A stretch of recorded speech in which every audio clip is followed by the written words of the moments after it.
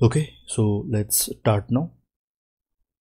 मागच्या व्हिडिओजमध्ये आपण MySQLमध्ये लूप कशा प्रकारे यूज केलं जातं, त्याचबरोबर व्हाईल लूप कशा प्रकारे यूज केलं जातं आणि त्यानंतर अनटिल हे कशा प्रकारे यूज केलं जातं हे अगदी डिटेलमध्ये पाहिलेलं आहे.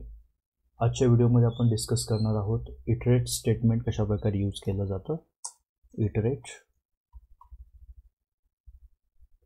Statement. Okay, so let's start for that.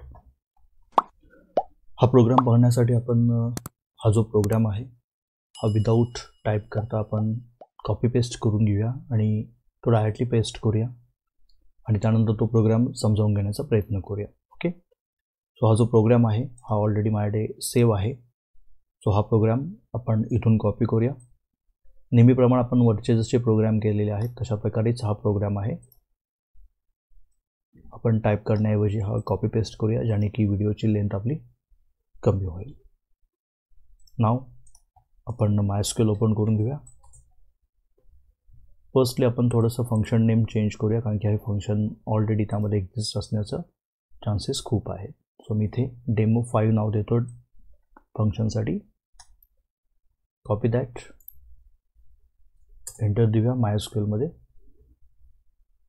आणि यानंतर यूज कॉलेज आणि हा जो प्रोग्राम आपण कॉपी केलेला आहे हा इथे पेस्ट करूया.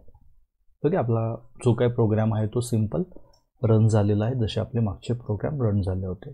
सो यामध्ये आपण फर्स्ट लाईनला काय केलेलं आहे, पहिल्यांदा आपण डिलिमिटर घेतलेला आहे, त्यानंतर एक फंक्शन क्रिएट केलेलं आहे, नॉट अ प्रोसिजर.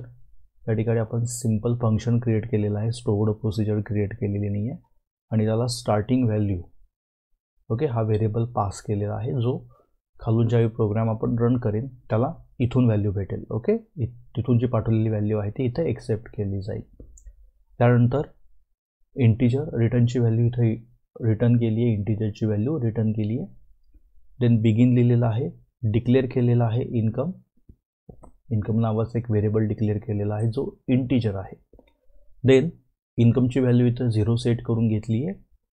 लेबल 1 याला आपण लूप असाइन केलेला आहे आणि खाली इन्कमला आपण इन्कम प्लस स्टार्टिंग व्हॅल्यूनी ॲडिशन करून घेतली आहे, जी ॲडिशन आपण इन्कम या व्हेरिएबलमध्ये स्टोअर करून घेतली आहे.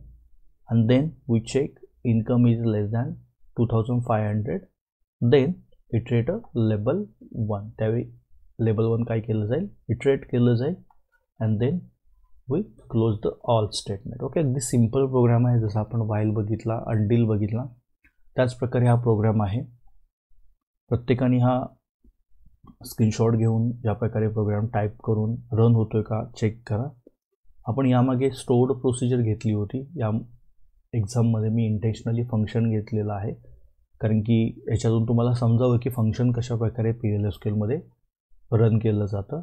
फक्त चेंज हाच आहे, ज्यावेळी आपण डिलिमिटर इथं चेंज करणार आहे आणि हा प्रोग्राम रन करणार आहे, त्याचवेळी आपण स्टोर्ड प्रोसिजर रन करताना कॉल ही मेथड यूज करतो. बट जर आपल्याला फंक्शन रन करायचं असेल तर आपल्याला इथे सिलेक्ट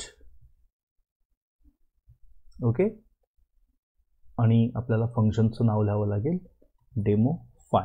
ओके, हे फंक्शनचं नाव मी लिहिलेलं आहे. सिलेक्ट लिहावं, फंक्शनचं नाव लिहिलं पाहिजे आणि त्यानंतर जी व्हॅल्यू पास करायची आहे, मी आत्ता 1500 व्हॅल्यूला पास करतो. नाव एंटर. सो या ठिकाणी बघू शकता जी काही ॲडिशन आहे ही ॲडिशन इथं प्रिंट झालेली आहे. ओके, आणखी एकदा कॉल करायचं असेल तर इथे आपण आणखी एकदा कॉल करूया, ज्यामध्ये आपण थोडी मोठी व्हॅल्यू पाठवूया. सो 5500 पाठवलेली आहे. नाव एंटर.